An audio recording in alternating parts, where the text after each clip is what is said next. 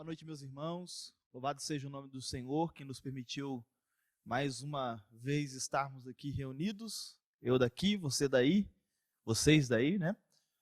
Para nós estudarmos a palavra do Senhor. Nós estamos numa série de estudos agora no livro do Apocalipse. E hoje é o nosso segundo estudo. Ainda é um estudo técnico, ainda é um estudo que a gente vai perpassar, vamos dizer assim, os textos bíblicos, mas não um estudo detalhado de certos textos, mas é um estudo extremamente importante, certamente um estudo que há de trazer não só conhecimento, mas edificação. Então nós teremos uma palavra de oração. Feche os seus olhos e vamos falar com o Senhor.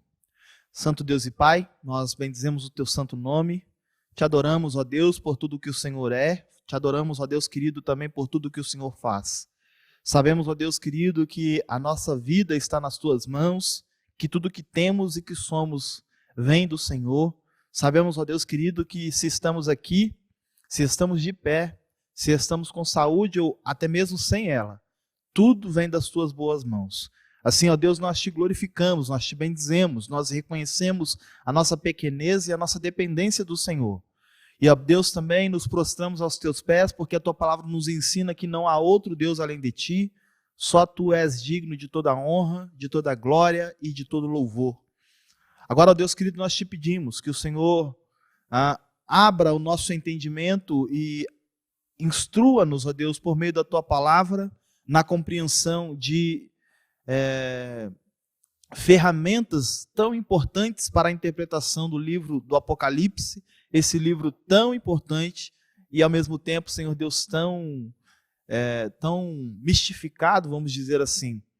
E assim, ó Deus, nós pedimos que o Senhor nos ajude na compreensão deste texto e possamos crescer para a glória do teu santo nome, confiando sempre no Senhor e bendizendo o teu nome. Assim oramos em nome de Jesus. Amém.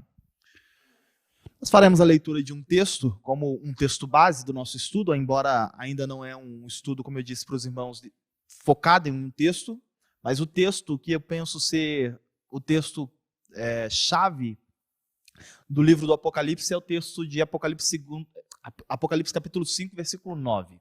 E diz assim: E eles cantavam um cântico novo. Tu és digno de receber o livro e de abrir os selos, pois foste morto e com teu sangue compraste para Deus homens de toda tribo, língua, povo e nação.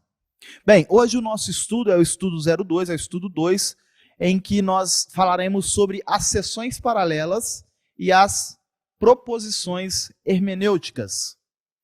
Então, nosso estudo hoje será dividido em 3 partes. Na primeira parte, nós falaremos sobre o paralelismo em Apocalipse. Mostraremos um pouco do que é paralelismo e também mostraremos argumentos de que o livro do Apocalipse se divide ou se estrutura em paralelos, em seções paralelas. E aí, então, nós falaremos um pouco das 7 seções paralelas e, por final, nós vamos falar sobre as proposições hermenêuticas. Então, falando sobre o paralelismo em Apocalipse, o que nós vamos perceber? O paralelismo é um recurso literário muito utilizado pelos escritores bíblicos.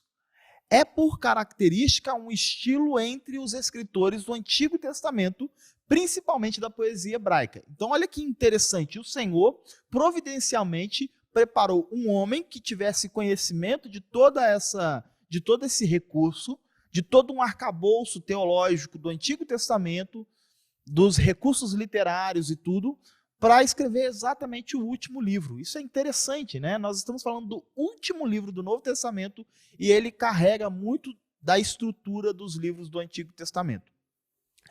Eu trago aqui que o paralelismo pode ser usado primeiro para enfatizar, como está no texto aí de Oséias 5,14. Veja só, porque para Efraim serei como um leão e como um leãozinho para a casa de Judá. Às vezes nós lendo o texto, nós às vezes não percebemos essa estrutura literária e nem, vamos dizer assim, isso nem é tão importante quando nós estamos fazendo o nosso devocional, quando nós estamos lendo o texto. Agora, quando nós estamos estudando o texto, tanto para expor para os irmãos, ou para trazer algum estudo, ou até um estudo um pouco mais, vamos dizer, mais profundo, é importante perceber essa estrutura. Note que no texto que nós estamos falando, o que Deus quer demonstrar é enfatizar o modo como ele vai agir com Efraim e com Judá. como um leão, como um leãozinho.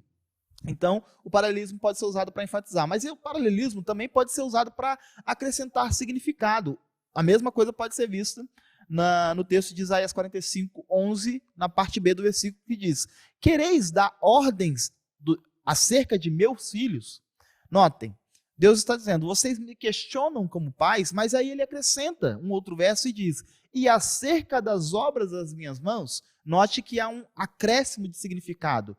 Os homens não estão apenas questionando Deus enquanto pai, mas estão questionando Deus enquanto criador. Então, há um acréscimo de significado. O paralelismo também pode ser usado para contrastar. Veja só, aqui eu trago o texto de Isaías, capítulo 1, o final do versículo 16 e início do versículo 17. Cessai de fazer o mal, aprendei a fazer o bem. É um paralelismo antitético que é chamado.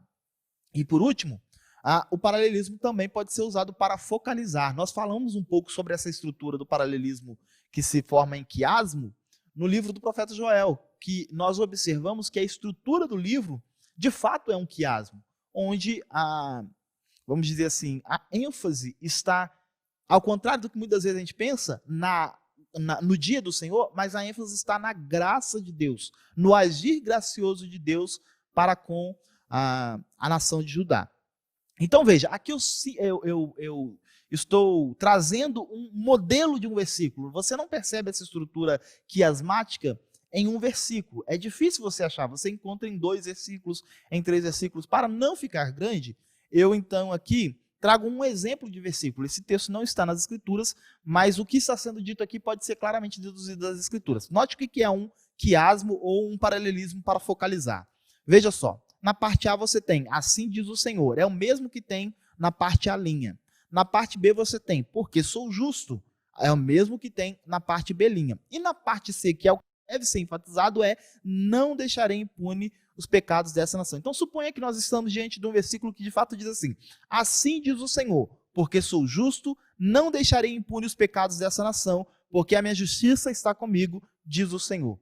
O que é relevante nesse versículo? O que é que deve ser focalizado nesse versículo? Que o Senhor diz: eu não vou deixar impune os pecados dessa nação. Então, isso é o paralelismo. O paralelismo pode ser usado também para focalizar quando dentro de uma estrutura quiasmática.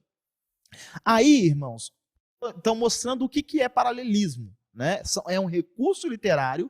O autor não usa esse paralelismo aleatoriamente, ele tem uma intenção em sua mente quando ele faz utilização desses recursos. É claro, irmãos, nós estamos falando de um homem fazendo uso do paralelismo, mas ele é guiado por Deus. No final das contas, o autor do paralelismo é o próprio Deus. Foi o próprio Deus quem quis que João registrasse o livro do Apocalipse em formas de sessões paralelas, tá?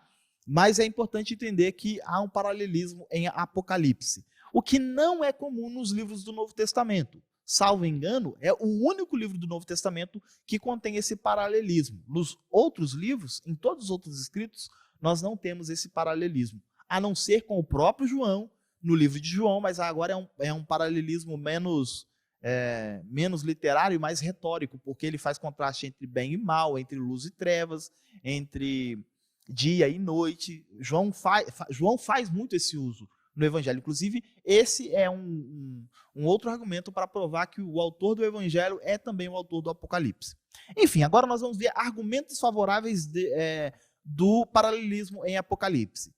Por que isso é importante? Porque é possível que muitas pessoas digam: não, que bobagem, paralelismo é coisa do Antigo Testamento. Dizer que o Apocalipse se divide em paralelismo, é uma grande forçação de barra. E o que a gente quer demonstrar aqui é que, já que nós vamos estudar o livro à luz de 7 sessões paralelas, nós precisamos demonstrar que essas sessões de fato existem. Então, a primeira coisa que nós vamos falar sobre os períodos descritos. Então, só para os irmãos perceber que há vários argumentos. Então, há os períodos descritos em Apocalipse, há os danos das trombetas e das taças, há uma descrição de batalhas, há um comparativo com o paralelismo em Daniel, e por último, o último argumento que nós vamos usar para demonstrar que há paralelismo são os eruditos que defendem esse paralelismo. Então, vendo o primeiro argumento, os períodos descritos.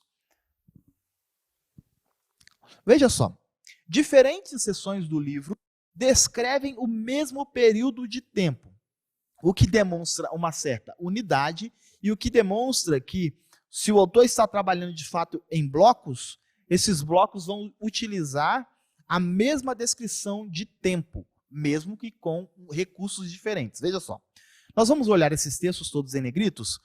A terceira sessão, você não precisa gravar qual é a primeira, qual é a segunda, mas na terceira sessão do livro do Apocalipse, entre o capítulo 8 e o capítulo 11, nós temos uma descrição de um tempo que é descrito em 42 meses. Apocalipse 11, 2. Apocalipse 11, 2. Exclua, porém, o pátio exterior. Não meça, pois ele foi dado aos gentios. Eles pisarão a cidade santa durante 42 meses. Notaram aqui? Então é dito que deveria se medir o templo, mas excluindo o pátio exterior, porque o pátio exterior seria dado aos gentios, e os gentios perseguiriam, como diz ali, né? Eles pisarão a cidade santa, eles perseguiriam os cristãos durante 42 meses. Esse é o tempo da perseguição dos cristãos, segundo Apocalipse 11, 2. Aí, Apocalipse 11, 3, veja que é o versículo seguinte, a descrição é do mesmo tempo, mas agora em dias. Darei poder às minhas duas testemunhas. Então, as duas testemunhas, como representação da igreja, farão o quê? Elas profetizarão durante 1260 dias, vestidas de pano de saco. Qual é o tempo? 1260. Se você estiver em sua casa tranquilamente aí com o celular, você pode fazer a conta. 42 meses vezes 30 dá 1260. Essa é a grande realidade. Então, mas você pode dizer, sim, Léo, mas a terceira sessão é Apocalipse 11, 8 a 11. Então você está falando de dois textos que estão na mesma sessão. Sim, mas agora veja que na quarta sessão, entre os capítulos 12 e 14, o mesmo número de dias é descrito em Apocalipse 12, 6.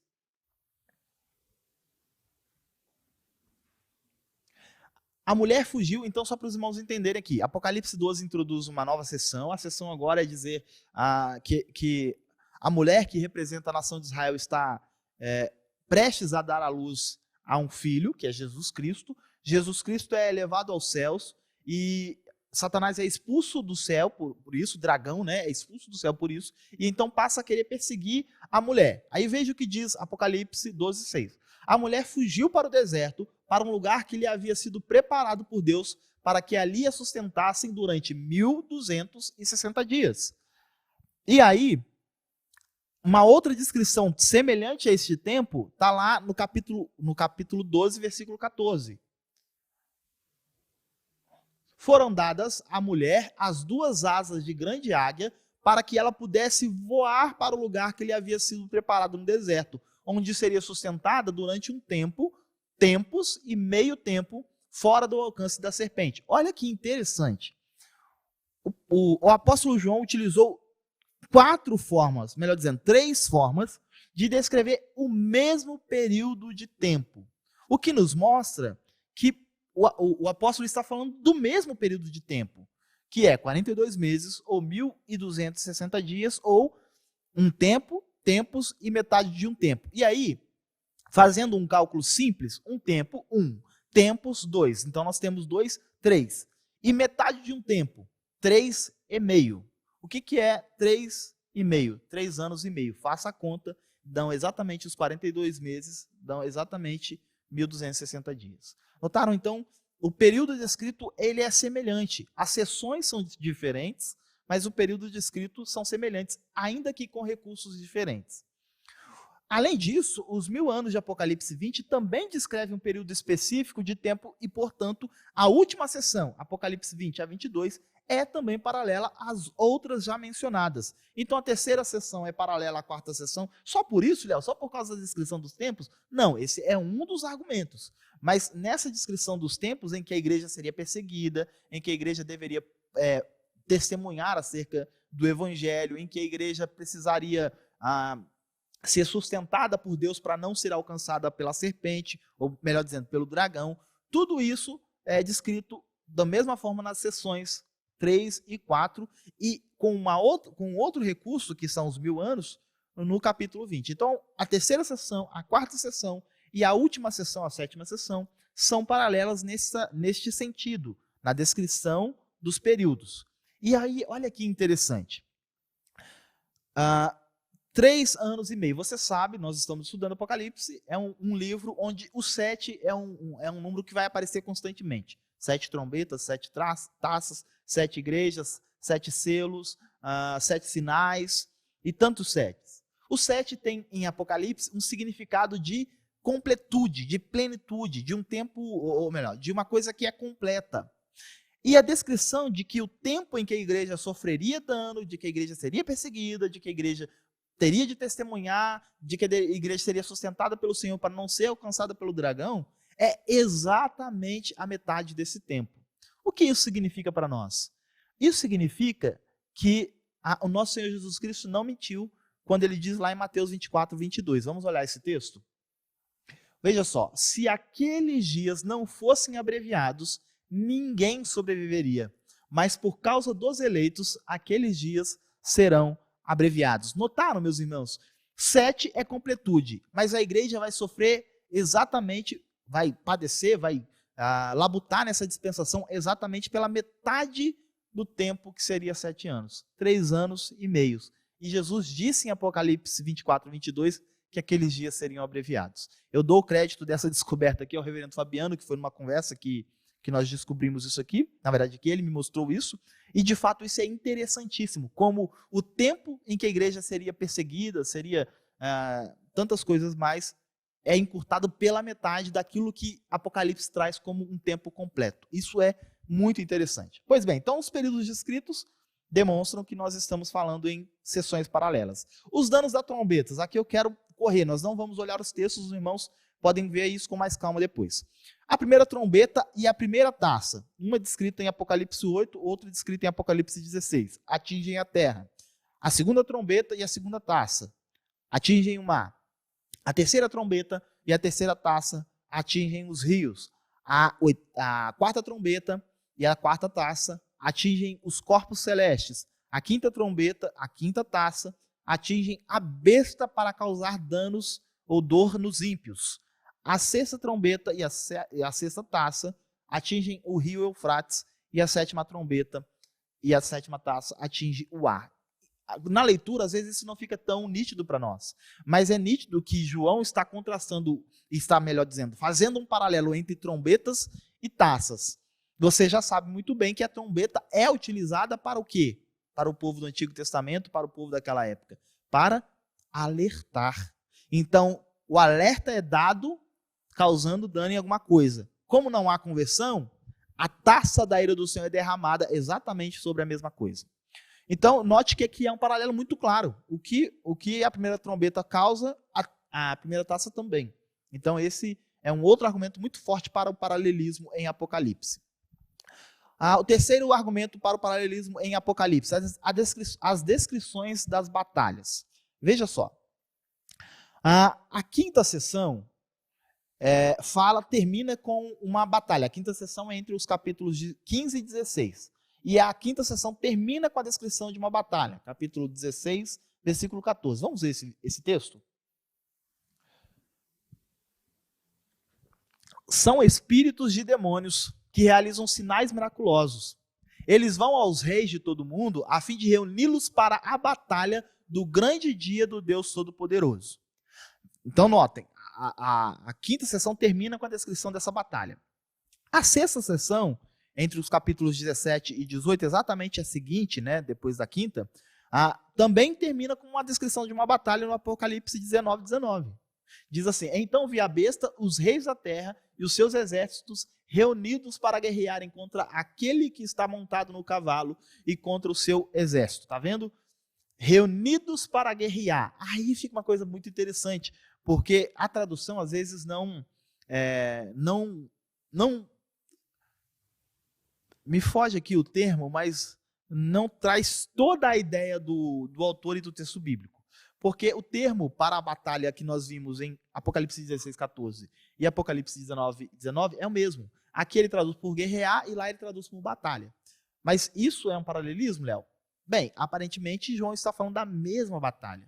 Então, se há uma batalha no capítulo 16 de Apocalipse, não significa que há uma segunda batalha no capítulo 19. Parece que é a mesma. Por isso que são paralelos. A história está sendo repetida, ela está sendo contada novamente.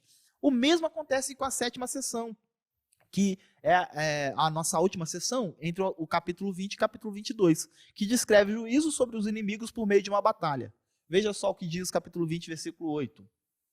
E sairá para enganar as nações que estão nos 4 cantos da terra, Gog e Magog, a fim de reuni-las para a batalha. Não tá? A tradução voltou a trazer como batalha. Para a batalha, seu número é como a areia do mar.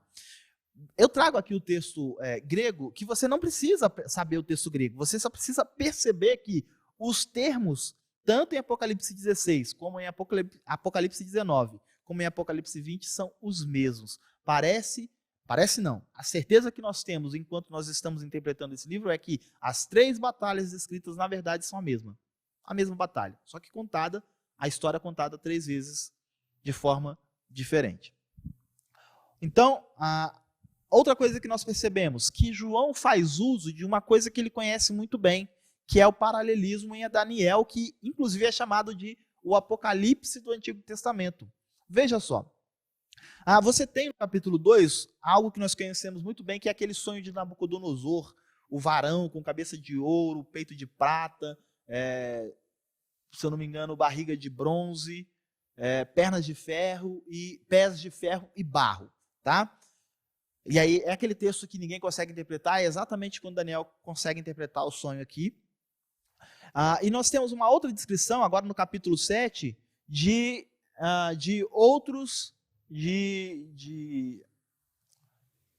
uma outra visão aqui de animais que representavam alguma coisa, com maiores detalhes. Então, para os irmãos terem uma ideia do que nós estamos falando, o que Nabucodonosor viu no capítulo 2 é isso que vocês estão vendo aí, tá? Essa imagem.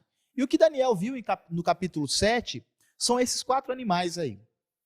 E a gente percebe que há um paralelo muito grande entre o sonho de Nabucodonosor e a visão de Daniel, porque ambos representam o quê? Representam 4 impérios, como nós estamos vendo aí. Primeiro o Império Babilônico, que era o Império de Nabucodonosor. Lembre-se que Nabucodonosor está ali, ele começa a sonhar porque ele está questionando o que haveria de acontecer depois, né? Meu império é tão grande, será o que vai acontecer agora? E aí o Senhor mostra para ele que o seu império vai ser passado para trás por meio do Império Medo-Persa. Persa é outra coisa, né? E depois há uma referência ao Império Grego, vamos dizer assim, na cintura de bronze ali, do varão que Nabucodonosor vê, ao mesmo tempo na figura do leopardo, e por último há uma descrição do Império Romano, com os seus pés ali de ferro, na verdade sua perna de ferro misturado com um pouco de barro aos pés. Alguns identificam ali os pés, já que tem um outro elemento diferente, como um desenrolar do Império Romano, outros identificam outras coisas, mas esse não é o ponto. Mas notem que João sabe que Daniel 7 e Daniel 2 são paralelos. E João está fazendo... Lembre-se que Daniel, como eu disse, é o Apocalipse do Antigo Testamento. E João está fazendo uso desses recursos, né, de paralelismo, de contar a história de formas diferentes em sessões paralelas. Por último, meus irmãos, o que nós vemos aqui é que alguns eruditos defendem esse paralelismo em Apocalipse. E é claro que eu vou trazer aqui aqueles que são reformados, aqueles que são da nossa linha teológica, que é o Berkhoff, muito famoso, que é o Leon Morris, também um comentarista muito famoso, e por último o Bibi Arfield. Então esses 3, mais o William Hendrickson, que são 4, mais milhares de outros, percebem que o livro de Apocalipse é dividido em sessões paralelas, ok? Então avancemos. Falemos agora um pouco sobre as 7 sessões paralelas. Então os argumentos foram dados, a gente compreende que sim, Apocalipse é dividido em 7 sessões que são paralelas, que contam a mesma história. A gente vai falar aqui um pouco mais sobre isso, mas conta a mesma história, descrevendo o mesmo período de tempo, falando sobre alguns eventos que são semelhantes, que já aconteceram, ou melhor, que já foram contados nas sessões anteriores, trazendo informações novas e guiando essa narrativa a um clímax, vamos dizer assim. Então nós temos aqui a primeira sessão, como nós já falamos, né? Vai do capítulo 1 ao capítulo 3, fala sobre Cristo no meio dos 7 candeeiros. A segunda sessão vai do capítulo 4 ao capítulo 7 e fala sobre a visão do céu e dos 7 selos. A terceira sessão, que vai do capítulo 8 ao capítulo 11, fala sobre as 7 trombetas.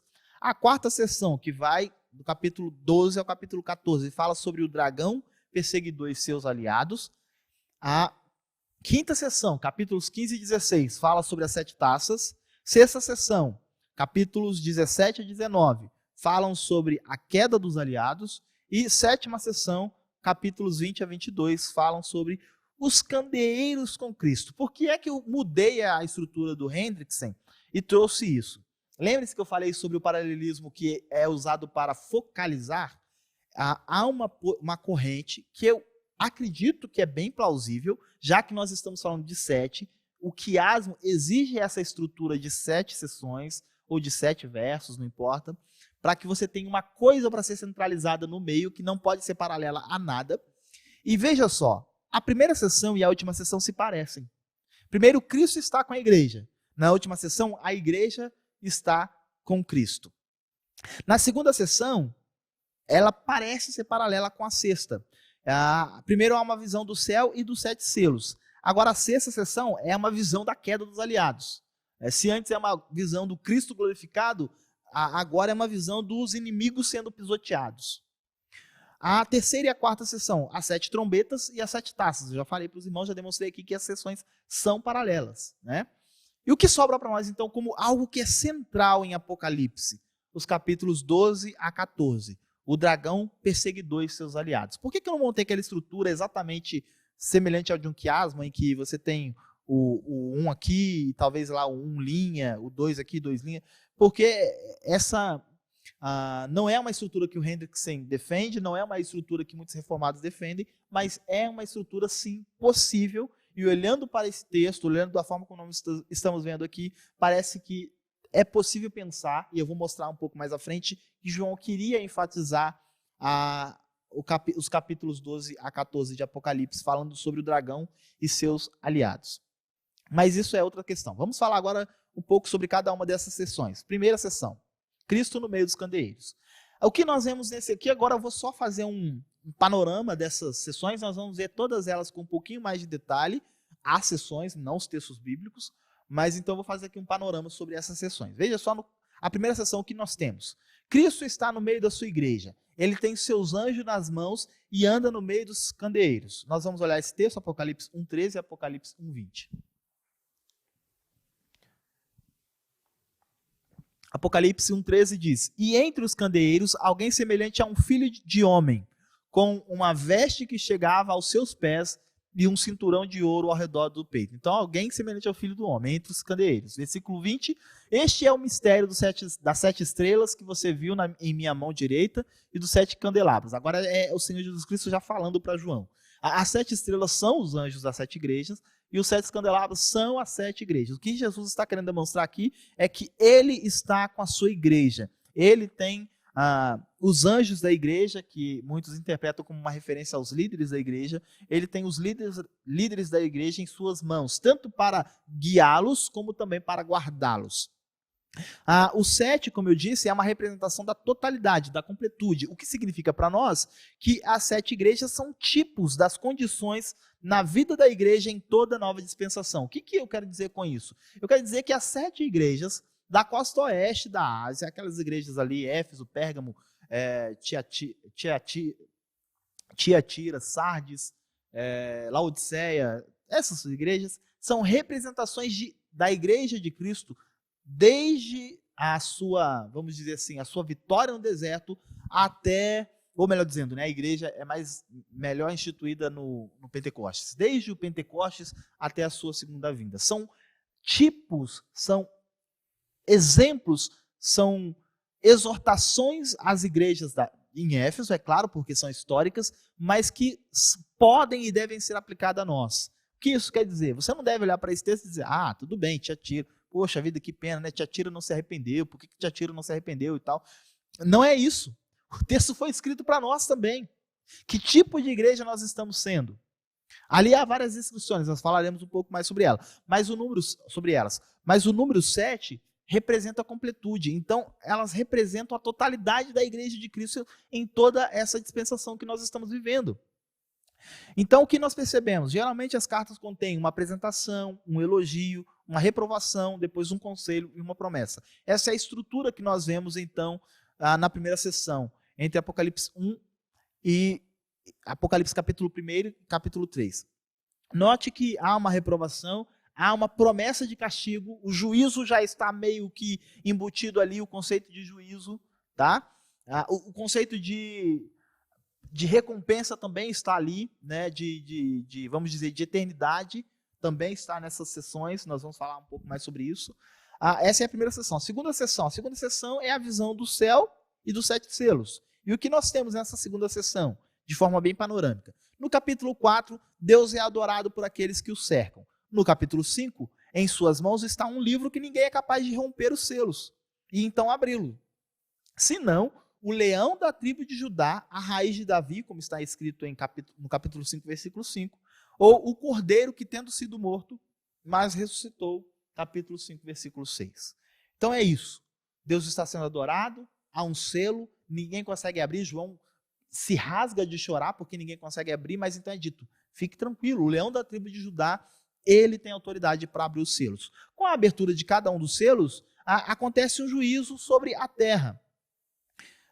Interessante aqui, porque o juízo sobre a terra, tanto no selo quanto da trombeta, não é um juízo que acaba com tudo. Se você olhar com calma o seu texto, em casa aí, onde você está, você vai ver que é a terça parte. A terça parte do que foi atingido é que estava sendo danificado. Por quê? Porque são juízos de alerta. Deixa eu tentar explicar isso para os nossos dias. Todas as catástrofes que nós vivemos são juízos de Deus como alerta do tempo do fim. A pandemia é um alerta de Deus para os homens se arrependerem. Se isso vai acontecer ou não, uma outra história nós vamos falar um pouco mais à frente. Mas tudo, cada catástrofe, o tornado que tivemos recentemente no sul, tudo isso revela, tudo isso é sinal do julgamento divino. E aí é dito que a cada abertura de um selo, uma catástrofe está acontecendo. Note que essa catástrofe não elimina tudo, porque é só um alerta, mas não para danificar tudo ainda, não é o fim, vamos dizer assim. Há uma descrição de juízo e de glória eterna já na segunda sessão.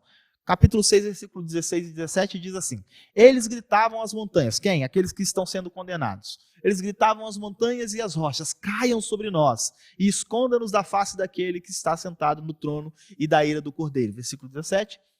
Pois chegou o grande dia da ira deles, e quem poderá suportar? Notaram que a segunda sessão já encerra falando de juízo final? É juízo final. Não é que acontecerá alguma situação como essa e depois a história continuará. Não, aqui já é uma descrição do juízo final. A mesma coisa ao capítulo 7, versículo 16 e 17. Nunca mais. A descrição aqui já é da glória eterna. Nunca mais terão fome, nunca mais terão sede, não cairá sobre eles o sol e nenhum calor abrasador. Pois o cordeiro que está no centro do trono será o seu pastor. Ele os guiará às fontes de água viva e Deus enxugará dos seus olhos toda lágrima. Então notem que a sessão se encerra com juízo, a história foi contada. Tá? O que vai acontecer agora no capítulo de número 8? Vai se contar a mesma história, só que com um ponto de vista diferente.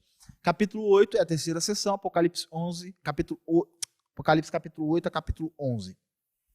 São as 7 trombetas, é a sessão sobre as 7 trombetas. O que nós percebemos aqui? As orações pela intervenção divina geram o agir de Deus na terra. Eu não falei sobre isso, mas semana passada eu falei. Notem que na segunda sessão, que é a sessão que nós acabamos de falar, a sessão da visão dos céus e da abertura dos 7 selos, é dito que quando abre-se um selo, há uma oração, a oração dos que foram decapitados. Eles então estão dizendo: até quando, Senhor? Até quando o Senhor vai suportar essas coisas? Até quando o Senhor não vai vingar a igreja? Tal. E não há uma descrição nessa sessão de que há uma resposta. Mas na sessão seguinte, há uma descrição que houve uma resposta. E a resposta é essa. Apocalipse 8, entre os versículos 3 e 6. Outro anjo que trazia um incensário de ouro aproximou-se e se colocou de pé junto ao altar. e a ele foi dado muito incenso para oferecer com as orações, olha, com as orações de todos os santos sobre o altar de ouro diante do trono.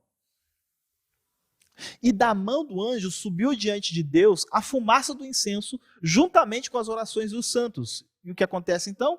Então o anjo pegou o incensário, encheu-o com fogo do altar e lançou-o sobre a terra, e houve trovões, vozes, relâmpagos e um terremoto. Notaram então? Agora as orações causam intervenções. Tem mais. Então os 7 anjos que tinham as 7 trombetas prepararam-se para tocá-las. Aqui então é dito então que estão prestes a tocar as trombetas. O que é que causaram então as trombetas de Deus? O agir de Deus trazendo punição, a terça parte do que estava sendo atingido pelo ressoar da trombeta, mas que é um alerta, que é um convite ao arrependimento, que é um chamamento para dizer assim, olha, Deus está em... me fugiu o termo aqui, mas está me fugiu o termo judicial aqui, mas está em conflito com a humanidade. Deus há de inquiri-la logo mais, tá? Então são isso que as trombetas estão fazendo, alertando, chamando o povo, olha, você precisa entender que há um Deus soberano nos céus que há de inquirir a cada um pelas suas obras e tal. Cada trombeta tocada é o anúncio de que Deus julgará a terra, a destruição ainda não é total. Como eu falei, é apenas a terça parte que é atingida, que sofre algum dano daquilo que é atingido. Então, o mar é atingido, mas apenas a terça parte do mar sofre algum dano. A terra é atingida, mas apenas a terça parte da terra sofre algum dano. Os homens são atingidos, mas apenas a terça parte da humanidade é que sofre algum dano. Então é isso, a trombeta está alertando. A sessão se encerra com mais uma referência ao juízo final, capítulo 11, versículo 15 e versículo 18. O 7º anjo tocou a sua trombeta e houve altas vozes no céu que diziam: o reino do mundo se tornou de nosso Senhor e de seu Cristo, e ele reinará para todo sempre. Versículo 18. As nações se iraram, e chegou a tua ira. Chegou o tempo de julgares os mortos e de recompensares os teus servos, os profetas, os teus santos e os que temem o teu nome, tanto pequenos como grandes, e de destruir os que destroem a terra. Notaram, irmãos? Nós já tivemos uma referência a juízos. Será que são 2 juízos? É um primeiro juízo lá, um segundo juízo aqui? Não, são sessões paralelas. É o mesmo juízo, só que está sendo contado de forma diferente.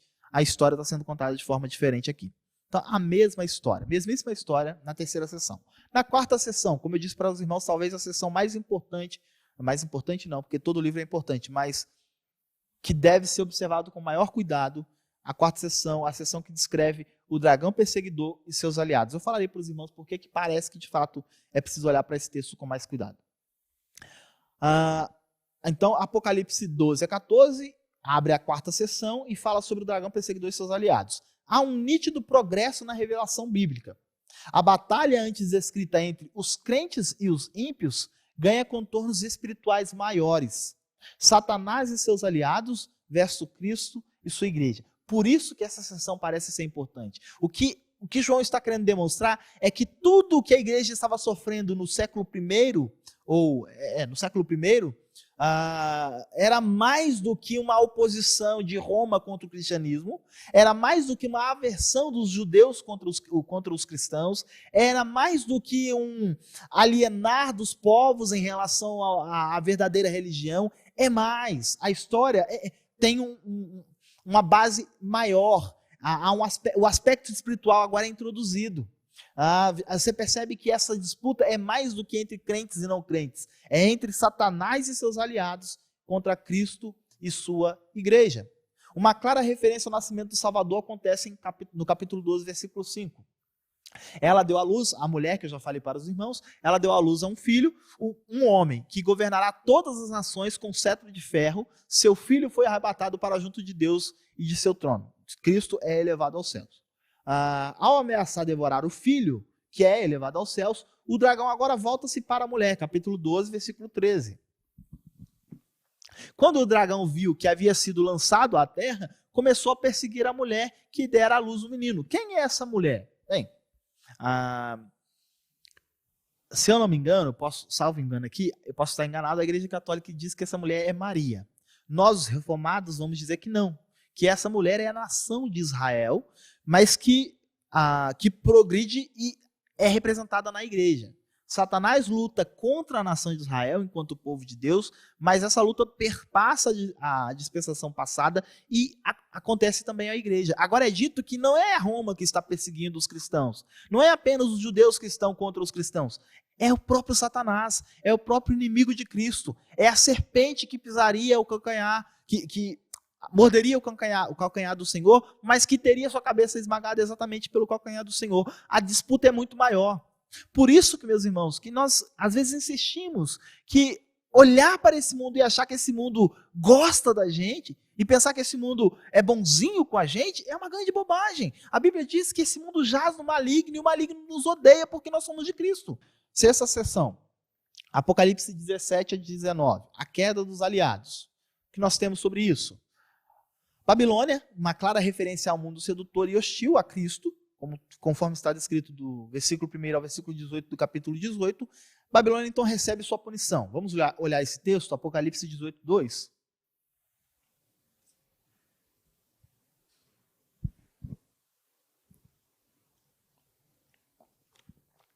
Ele bradou com voz poderosa, caiu a grande Babilônia. Ela se tornou habitação de demônios e antro de todo espírito imundo, antro de toda ave impura e detestável. Notaram aí uma descrição sobre a queda da Babilônia. Então, agora os aliados que foram descritos na quarta sessão, capítulo 12 a 14, agora é dito que eles sofrem as consequências. Ó, aqui a Babilônia começa a cair. Há um lamento sobre a queda da Babilônia, né? Descritos entre os versículos 9 a 20 do capítulo 18, e a besta então tentará batalhar contra Cristo, Apocalipse 19, 19. Aquele texto que nós falamos sobre a batalha, mas pode repeti-lo aí.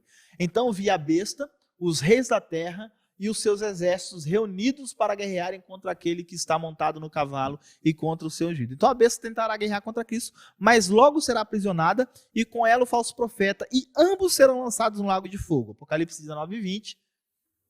Mas a besta foi presa e com ela o falso profeta, que havia realizado os sinais miraculosos em nome dela, com os quais ele havia enganado os que receberam a marca da besta e adoraram a imagem dela. Os dois foram lançados vivos no lago de fogo que arde com enxofre. Os demais de seus exércitos, né, aqueles que se aliaram às duas bestas, são também derrotados, são mortos. Apocalipse 19, 21, que diz: os demais foram mortos com a espada que saía da boca daquele que está montado no cavalo, e todas as aves se fartaram com a carne deles. Notaram que os 3 últimos versículos do capítulo 19 que nós lemos é uma descrição também do juízo final. É outro? Não, é o mesmo. São sessões paralelas. Estão contando a mesma história, só que de formas diferentes. Então é isso que nós temos aqui, na sexta sessão, a queda dos aliados de Satanás. O que nós temos então na sétima sessão, que eu chamo de os candeeiros com Cristo, exatamente para fazer um paralelo com o ponto 1 aqui, com a sessão primeira, com a primeira sessão, melhor dizendo. Os candeeiros com Cristo. O que nós temos aqui? A última sessão começa com a descrição da queda do último inimigo. Na sexta sessão, nós vimos a queda dos aliados de Satanás. Agora, na última sessão, nós temos uma descrição da queda do último inimigo. O que está descrito no capítulo 20, entre os versículos 1 a 10. Mas não se deve esquecer que a história está reiniciando. Isso é importante. Uma comparação com o capítulo 12 mostrará isso. Vamos olhar esse texto, capítulo 12, versículo 9. O grande dragão foi lançado fora. Ele é a antiga serpente chamada Diabo ou Satanás, que engana o mundo todo. Ele e os seus anjos foram lançados à terra. Há uma descrição de Satanás sendo lançado do céu por ocasião da vinda do filho da mulher, que é Cristo. Agora Apocalipse 22 e 3. Ele prendeu o dragão, a antiga serpente que é o diabo, Satanás, e o acorrentou por 1000 anos. Lançou-o no abismo, fechou-o e pôs um selo sobre ele, para assim impedi-lo de enganar as nações até que terminassem os 1000 anos. Depois disso, é necessário que ele seja solto por um pouco de tempo.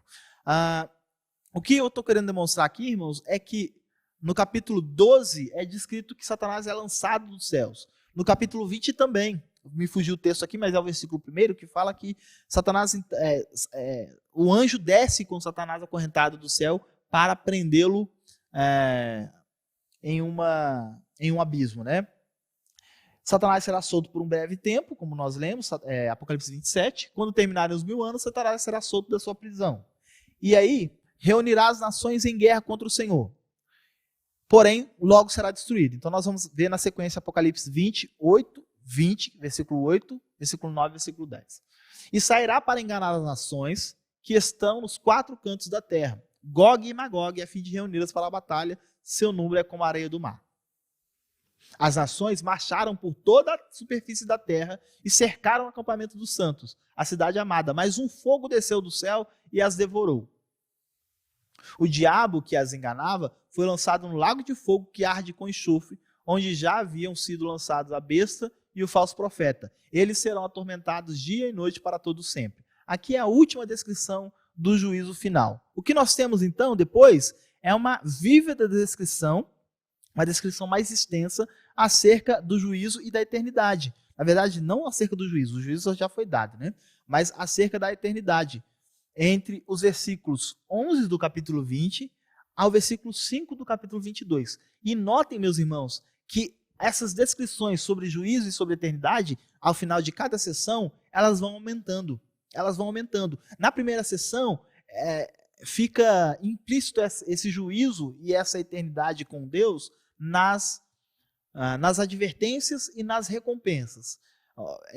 Recomendo que te arrependa, te recomendo que volte ao primeiro amor, tal. Se você fizer, você vai ter isso. Se você não fizer, você vai ter aquilo. Ali já é uma referência a juízo e à eternidade, mas de forma muito não tão explícita. Mas na última sessão, isso é contado de forma mais vívida e mais intensa, vamos dizer assim. Tanto que abarca aqui pouco mais de 2 capítulos para falar sobre tudo isso. Notaram? Então essas são as 7 sessões paralelas, nós vamos falar sobre elas com maior cuidado em cada um dos nossos estudos, mas aqui eu queria dar um panorama dessas sessões. A história sendo contada 7 vezes. Então, em primeiro lugar, o que nós fizemos? Eu posso passar aqui e a gente vai entender. Primeiro, nós falamos sobre esse paralelismo. Segundo, nós demonstramos essas sessões de formas paralelas, contando a mesma história, mostrando que ao final de cada uma delas há juízo, mostrando que eventos que estão descritos em estão descritos em outras sessões de formas diferentes, mas estão lá e tudo.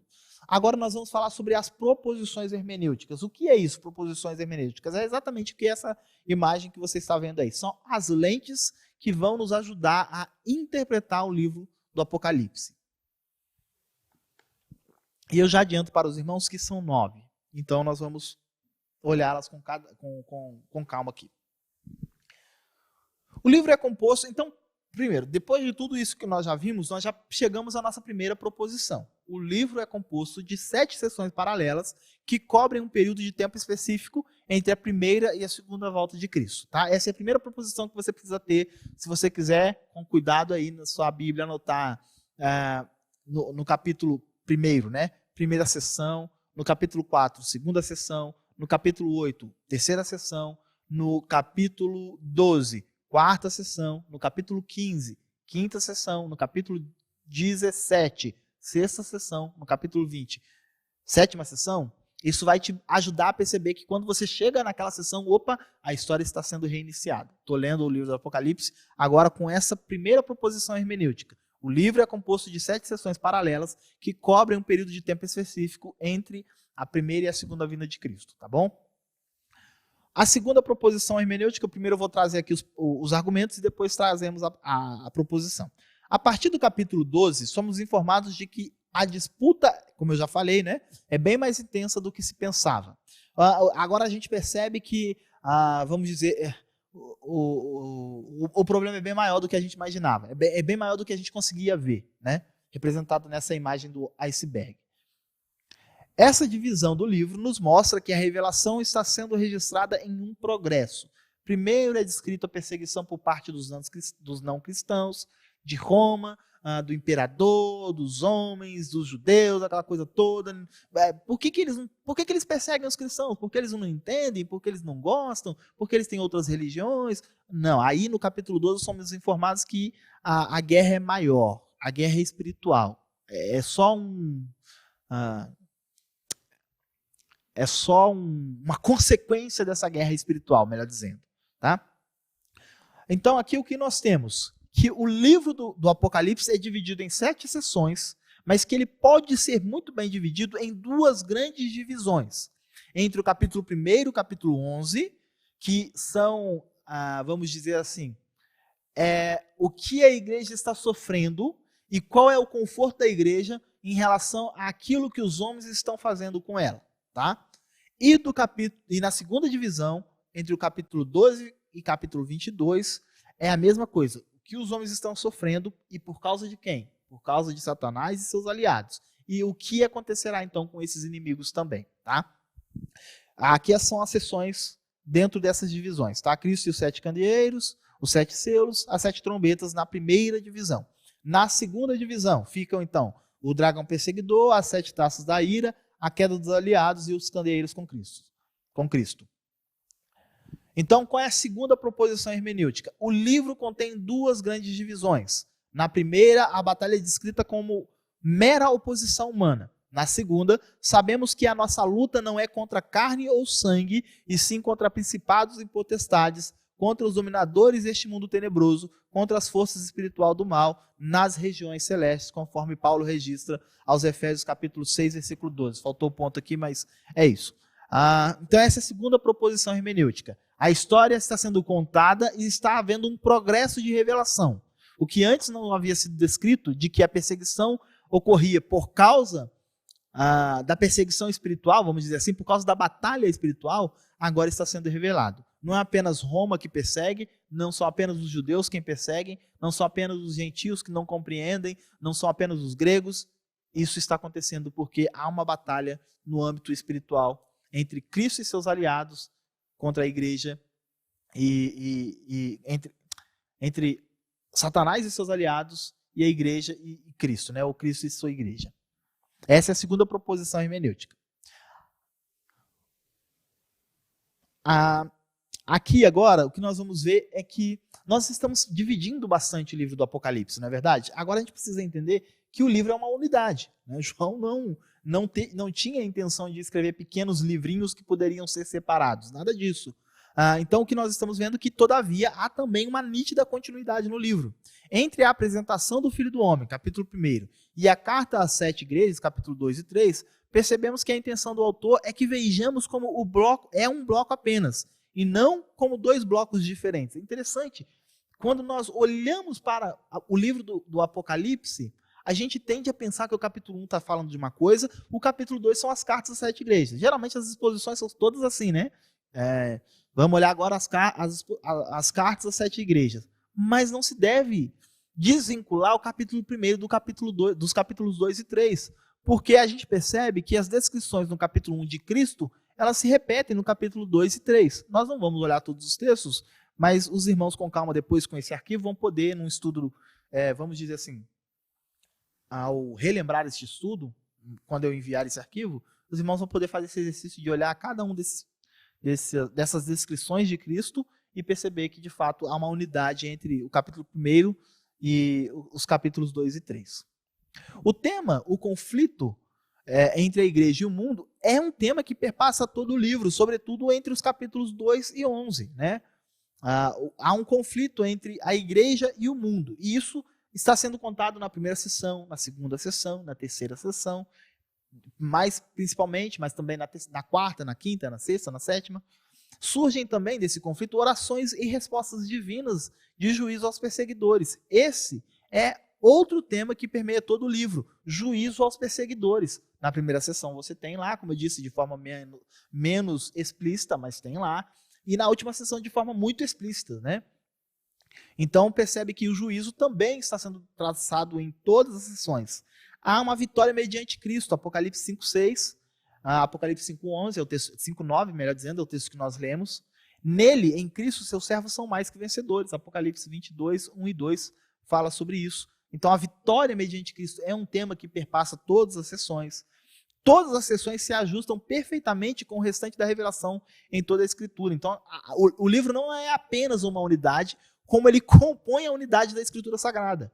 Apocalipse não foi escrito esquecendo-se do restante das Escrituras. Tá? Então, o que nos leva a uma terceira proposição. O livro é uma unidade. Os princípios de conduta humana e de governo moral divino são progressivamente revelados. Os selos dão lugar às trombetas, as trombetas aos selos e etc. Então, a gente precisa também entender que da seção 1 à seção 7 há um progresso, há uma unidade. Você não pode simplesmente rachar essas sessões e começar a estudá-las separadamente. Mas você precisa entender que quando eu chego em Apocalipse 20 a 22, a história está sendo contada com muito mais detalhe. Com muito mais detalhe. Tá bom? Porque há um progresso, né? A quarta proposição, que também está dentro disso que nós acabamos de falar, diz que a despeito das sessões paralelas, que contam a mesma história 7 vezes, cobrindo toda a nova dispensação, como já vimos, há um elemento unificador que não deixa que cada sessão constitua-se em um livro isolado. Cada sessão deve ser interpretada à luz de toda a dispensação, mas de modo tal que uma sessão complementa a outra. Então notem que há esse progresso que eu já falei para os irmãos, entre a sessão 1, sessão 2, sessão 3, até a sessão 7. Há um progresso. Por que a sessão 1, 2 e 3 está com cor diferente? Só para os irmãos se lembrar daquela grande divisão que eu falei entre o capítulo 1 e 11, entre o capítulo 12 a 22, mas é uma história, é uma sequência, a narrativa, a história está sendo contada 7 vezes, mas nenhuma da informação nova ali deve ser esquecida, deve ser deixada de lado, tá? Isso nos leva à nossa quarta proposição. As 7 sessões do Apocalipse são organizadas em ordem climática crescente. Há progresso na ênfase escatológica. O juízo final é primeiramente anunciado, como eu falei para os irmãos lá nas cartas. Depois, apresentado, a gente já percebe isso a partir da segunda sessão, e finalmente descrito. A última sessão gasta muito tempo para falar sobre juízo final e eternidade. Da mesma forma, a descrição dos novos céus e da nova terra ganha maiores contornos nas sessões finais do livro, tá bom? Então é preciso entender que há um progresso, há um avançar, há um conduzir do livro, né? Um guiar do livro a um clímax, a um momento em que a gente fala assim, opa, agora chegamos ao clímax do livro, que é exatamente a última sessão, onde tudo está sendo descrito de forma mais, ou melhor, o juízo e a descrição dos novos céus e da nova terra ganham contornos maiores. Vamos caminhar para a quinta proposição. O livro todo se move em progresso, nós já falamos, com figuras e símbolos que mudam o tempo todo. Na primeira sessão, Cristo é apresentado redivivo no meio dos candeeiros. Logo, a cena é cortada e João é introduzido ao trono da glória, o trono de glória de Deus. Aqui, a gente está falando das cartas escritas às 7 igrejas e, de repente, no capítulo 4, João é convidado para, é introduzido, vamos dizer assim, ao trono da glória de Deus. Lá ele vê os seres que estão dando glórias a Deus e tudo. Há seres e figuras, há relâmpagos e trovões. Há, sobretudo, um livro. Ninguém podia abri-lo, mas o leão da tribo de Judá tem autoridade para tal. A cada selo aberto, um pronunciamento de juízo é dado, mas não completamente. Os 144.000 são antes selados. Então, há 7 soar de trombeta, mais anúncio de juízo, mas não totalmente ainda. Apenas a terça parte da terra, ou a terça parte do que é atingido, é destruído. Só para os irmãos entenderem, notaram e perceberam a quantidade de figuras que nós estamos vendo? Figuras e símbolos? Trovões, relâmpagos, um livro que ninguém consegue abrir, 144.000, trombetas que são tocadas e tal. São figuras e a gente precisa entender qual a proposição que vai nos guiar à interpretação dessas figuras. Necessariamente, devemos distinguir entre o principal e o detalhe. Aqui eu quero fazer um exercício com os irmãos. Pensemos nos exemplos das parábolas. Eu quero pensar na parábola de Zaqueu. Foi a parábola que eu contei na EBF com as crianças. Suponha que você, ouvindo essa parábola, você está ali agora querendo questionar o que são as moedas. O que são aquelas moedas? O que tem a ver Zaqueu ser publicano? O que tem a ver... o que é a árvore? O que é a árvore? Será que a árvore é significa o modo, o esforço que o homem precisa fazer para chegar até Cristo? Será que isso é árvore? Quando você começa a fazer esses questionamentos sobre os pormenores da ilustração que está sendo dada, você perde o foco. A árvore nada mais é do que uma árvore. Se tivesse talvez uma escada, Zaqueu subisse uma escada. Se tivesse um prédio, talvez ele subisse um prédio. Se tivesse uma montanha, talvez ele subisse na montanha. A árvore não é nada mais do que a árvore. Essa é a grande realidade. E o que é, então, as moedas? Nada mais do que moedas. E o que é o fato de Jesus chamar e dizer que quer dormir na casa de Zaqueu, quer jantar com Zaqueu? Nada mais do que isso. A ilustração, a parábola, o ensino da parábola não está nesses detalhes, mas na figura toda. Então a gente precisa aprender a distinguir entre o principal e o que é detalhe. Um exemplo. Se eu mostrasse para os irmãos essa imagem aí, o que os irmãos me diriam? Talvez alguns vão dizer assim, eu percebo que nessa imagem de várias árvores, existem algumas árvores diferentes, algumas árvores que se parecem com mamonas, alguma coisa assim, né? O que quer dizer isso? Aí você dá um zoom nessa árvore que parece uma mamona, o que é, do que é feito, o que ela representa e tal. Aí alguém mais cuidadoso vai dizer assim, opa, mas no centro ali da imagem, a gente percebe que parece formar um círculo. Os irmãos notem aí, que, deixa eu ver se eu consigo fazer a seta aqui, eu acho que consigo. Consigo. Notem que aqui, tá aparecendo aí?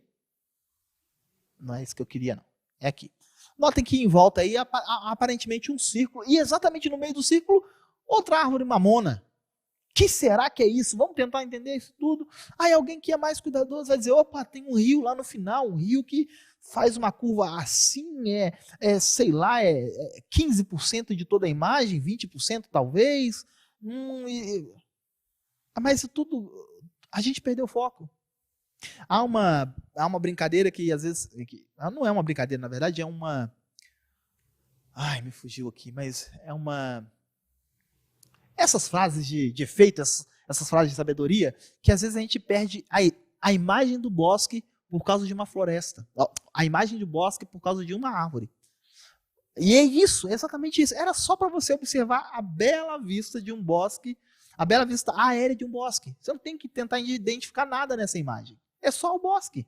Não tem nada mais do que isso.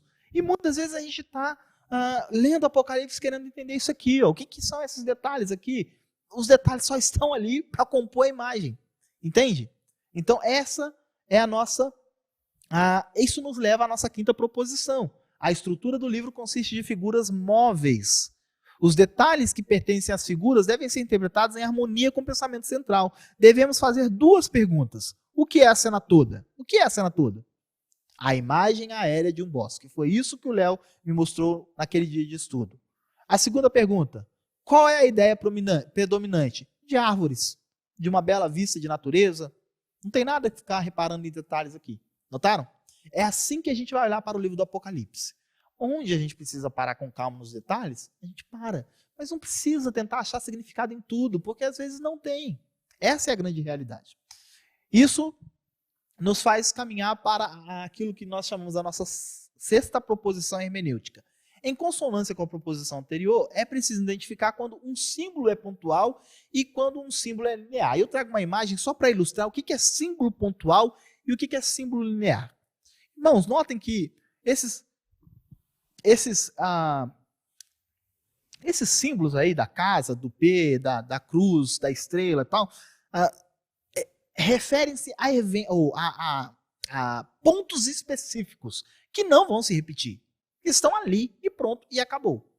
Mas há também símbolos lineares. Olha o rio. O rio perpassa toda uma região, avança de uma região a outra. As ruas avançam de uma região a outra. E a gente precisa entender que o livro de Apocalipse também tem estes símbolos pontuais e símbolos lineares. Por exemplo, a radiante mulher dando à luz a um filho, lá em Apocalipse que nós acabamos de ver, né, Apocalipse 12, de 1 a 5, refere-se à igreja da antiga dispensação, sendo o modo divino da chegada do Cristo em sua natureza humana. Aquele texto de Paulo aos Gálatas, né? Na plenitude do tempo, Deus enviou seu filho, nascido de mulher, nascido sob a lei. Igualmente, a dupla colheita, em Apocalipse 14, de 15 a 20, refere-se a um evento específico. São símbolos pontuais, são símbolos que não vão se repetir, tá? Todavia, há também símbolos lineares, os candeeiros, os selos, as trombetas, as taças, as bestas, a própria Babilônia. Estes são princípios operantes através da história do mundo. O que eu estou querendo dizer com isso?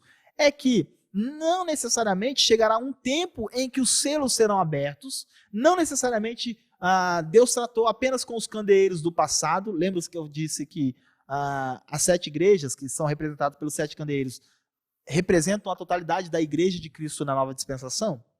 Pois bem, os 7 selos, não necessariamente há um evento histórico em que Cristo está abrindo um livro e os 7 selos estão sendo abertos e acontecendo certas coisas, em que a trombeta, isso está acontecendo ao longo da história.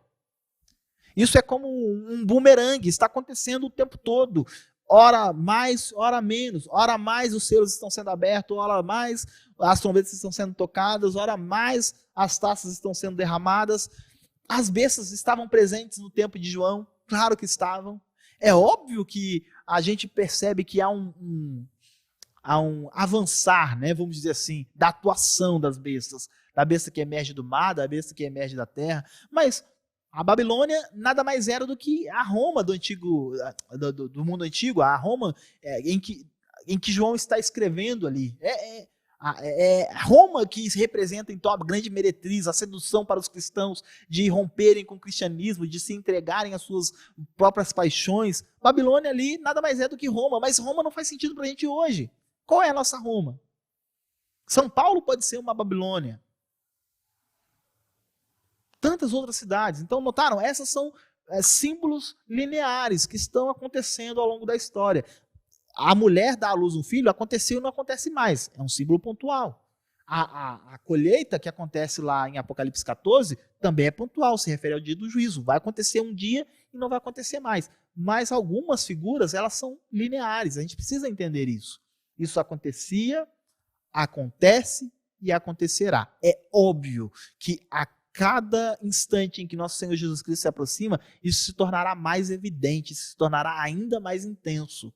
Mas a gente precisa entender que as figuras podem ser tanto pontuais quanto lineares. Isso nos leva à nossa sexta proposição, que é: devemos ter em mente que existem símbolos pontuais que tratam de algum evento específico na história e símbolos lineares que referem-se a princípios operantes na história do mundo. Neste sentido, as trombetas são, de quando em quando, tocadas. As bestas estão presentes. Babilônias caem e ressurgem. O que devemos perceber daí é que a descrição bíblica aponta para uma atuação cada vez maior desses princípios. Tá bom, meus irmãos? Então essa é a nossa sexta proposição. Entender que há símbolos pontuais e símbolos lineares. Caminhando para a sétima proposição. Outro aspecto que precisa ser levado em conta na interpretação do livro de Apocalipse é a circunstância histórica na qual o livro foi escrito. E a gente falou bastante sobre isso na semana passada, né?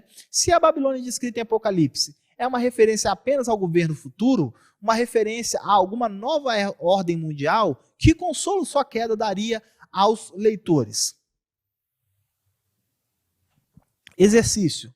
Qual método de interpretação do livro do Apocalipse diria que a Babilônia é uma descrição de alguma coisa no futuro? A interpretação futurista, não é? Nós falamos sobre ela semana passada, o método de interpretação futurista. Mas se a descrição da Babilônia é alguma coisa que se referisse a uma nova ordem mundial, é uma referência aos Estados Unidos apenas e não a alguma coisa que fizesse sentido naquele tempo, que consolo a queda dessa Babilônia traria para os leitores de Apocalipse? Notaram, meus irmãos? Então, é preciso entender que há um contexto histórico, que eu preciso entender esse contexto histórico para aplicar o que os leitores lá entenderam, para trazer o que eles captaram da mensagem, melhor dizendo, daquilo que o autor queria dizer, para trazer isso para mim. Mas eu preciso ter esse arcabouço histórico antes formado em minha mente. É por isso que semana passada nós gastamos tempo falando sobre autoria, sobre data, o contexto, onde João estava, e tantas coisas mais, tá bom? Portanto, é importante ter em mente o cenário histórico no qual o livro foi escrito. Então, a nossa sétima proposição é: o Apocalipse está fundado nos eventos e circunstâncias de sua época. Seus símbolos devem ser interpretados à luz das condições que prevaleciam quando o livro foi escrito. Primeira coisa, eu vou olhar para tudo olhando o contexto histórico, o fundo histórico. Mas A oitava proposição, caminhando quase que em caminho oposto, vai dizer o seguinte, em sentido oposto, vai dizer o seguinte: uma abordagem preterista estaria extremamente satisfeito com a proposição anterior, né? De que, tudo que fez sentido lá e tudo, né? Essa é aquela abordagem preterista que nós chamamos. Todavia, deve-se notar, ou deve-se levar em conta, que o livro foi escrito para as igrejas de todas as épocas, representadas pelas 7 igrejas da costa oeste da Ásia. Portanto, o se aqui não cabia, portanto, não podemos perder de vista seu fundo histórico. Ao mesmo tempo, não devemos desprezar seu contexto canônico. Tá? Então, qual é o fundo histórico? João escreveu para um povo específico, numa época específica, numa circunstância específica, mas João escreveu para as igrejas de todas as épocas. Você pode dizer, mas João não sabia que estava escrevendo para as igrejas de todas as épocas. Talvez não, mas aquele que inspirou João sabia. Então o livro também deve ser interpretado à luz de todo o contexto canônico. O que é isso? O que isso quer dizer? Que devemos deixar as escrituras interpretar as próprias escrituras. Quando a gente fala isso, alguns problemas se acabam. Por exemplo, vamos olhar só esse texto aqui, Apocalipse 20, de 1 a 3, e compará-lo com Mateus 12, 27 a 29. Eu sei que nós estamos avançados, mas nós já encerramos. Vi descer do céu um anjo que trazia na mão a chave do abismo e uma grande corrente. Ele prendeu o dragão, a antiga serpente, que é o diabo, Satanás, e o acorrentou por 1000 anos. Lançou-o no abismo, fechou-o e pôs um selo sobre ele para assim impedi-lo de enganar as nações, até que terminassem os 1000 anos. Depois disso, é necessário que ele seja solto por um pouco de tempo. Pergunta: Satanás está solto ou está amarrado? Está solto ou está preso? Se nós deixarmos as escrituras interpretar as próprias escrituras, olhando esse texto à luz de Mateus 12, 27 a 29, a gente vai dizer alguma coisa. Veja o que diz Mateus 12, 27. E se Jesus agora, é aquele episódio que Jesus expulsa, cura um surdo mudo, se eu não me engano, e aí dizem que ele faz isso usando do poder de Beelzebu. Aí Jesus diz, olha, se Beelzebu expulsa Beelzebu, a casa está dividida. Aí no versículo 27 ele diz, se eu expulso demônios por Beelzebu, por quem expulsam os filhos de vocês? Por isso eles mesmos serão os vossos juízes sobre vocês. Mas se é pelo Espírito de Deus que eu expulso demônios, então chegou a vocês o reino de Deus. Ou, como alguém pode entrar na casa do homem forte e levar dali seus bens sem antes amarrá-lo? Só então poderá roubar a casa dele.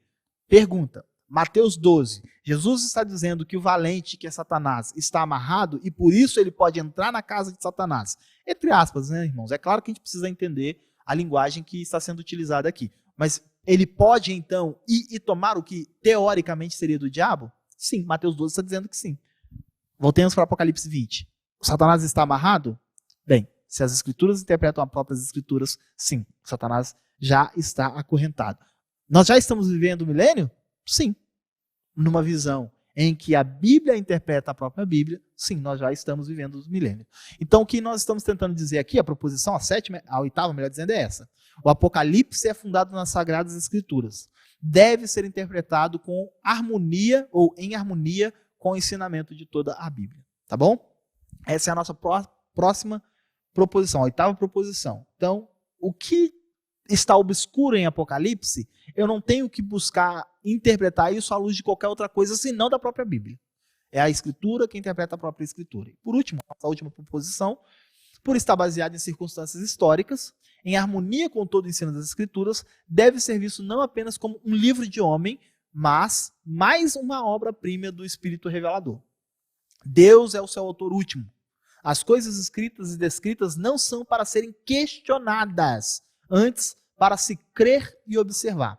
João não fora alguém solto na história, escolhido para escrever mais um livro sagrado. Antes, fora divinamente predestinado para tal. Sua personalidade, seu modo de escrever, sua bagagem teológica com Cristo, seu chamado apostólico, seu trabalho entre as igrejas para as quais ele escreve, tudo fora divinamente guiado para que Apocalipse chegasse a nós pelas mãos deste homem. Qual é a nossa última proposição, a nona proposição? O Apocalipse é fundado na mente fundado na mente e na revelação de Deus. Eu peço perdão, irmãos, pelos erros de digitação. Deus em Cristo é o autor real. E este livro contém o propósito de Deus concernente à história da sua igreja. A verdade é, o autor último de Apocalipse é Deus e não João. Então veja que as proposições, elas meio que se misturam. Nós precisamos ter todas elas em mente quando nós vamos ler o livro do Apocalipse. Revisando, 7 sessões paralelas. O livro todo é dividido em 2 grandes divisões, de 1 a 11, vamos dizer assim, da luta dos cristãos com os não cristãos, de 12 a 22, da luta entre o bem e o mal. Existem detalhes que a gente não precisa se ater tanto, para não perder o foco do que é principal. Todas essas proposições que os irmãos podem ver isso com calma depois, tanto no vídeo como no arquivo que eu enviarei. Então, este é o nosso estudo, o nosso segundo estudo sobre o livro do Apocalipse, né? E nós encerramos aqui. Deixa eu ver se nós temos perguntas. Nós não temos perguntas, então nós podemos orar encerrando. Irmãos, lembrando que semana passada me foi feita uma pergunta, eu prometi trazer hoje, mas os irmãos notaram que hoje era bastante conteúdo para falar. Então essa resposta vai ser dada na semana que vem, ou melhor, vai ser mais aprofundada na semana que vem, que é sobre, eu posso relembrá-la quando eu for falar aqui, porque agora não lembro de cabeça. Oremos. Santo Deus e Pai, nós bendizemos o Teu nome, te bendizemos, Senhor Deus, por tudo, te agradecemos pelo estudo de hoje, pelos assuntos aqui abordados, ainda que, ó Deus, tratados de formas tão rápida, porque não temos tempo para parar em cada um dos detalhes, mas pedimos que o Teu Santo Espírito possa nos ajudar, por meio dessas ferramentas, a olhar para o texto bíblico e interpretá-lo de modo correto, para que ele faça sentido para nós, para que o consolo que venha do alto possa ser derramado sobre nós e para que amemos o livro de Apocalipse e não apenas temamos. Oramos também, ó Deus querido, pelo nosso irmão João, para que o Senhor o visite com poder e graça, trazendo, ó Deus, a restauração da sua saúde, segundo a tua vontade, dando tranquilidade a Rosângela, às crianças, nesse sentido também, entendendo, ó Deus, que a vida do nosso irmão está nas tuas mãos e o Senhor certamente tem cuidado do nosso irmão. Abençoa-o, ó Deus, em seu leito, ajuda, ó Deus, nessa fase difícil também, que essa inflamação no pulmão possa passar o quanto antes, assim pedimos ao Senhor. Por isso, ó Deus, guarde a vida do nosso irmão e também guarde as nossas vidas e o nosso coração. Agora, ó Deus, pedimos também que o Senhor nos leve em segurança aos nossos lares, abençoe a nossa semana, o restante da nossa semana, e que, ó Deus, possamos estar em sintonia com a tua vontade e viver cada vez mais para a tua glória. Assim oramos a ti, agradecidos, em nome de Jesus. Amém.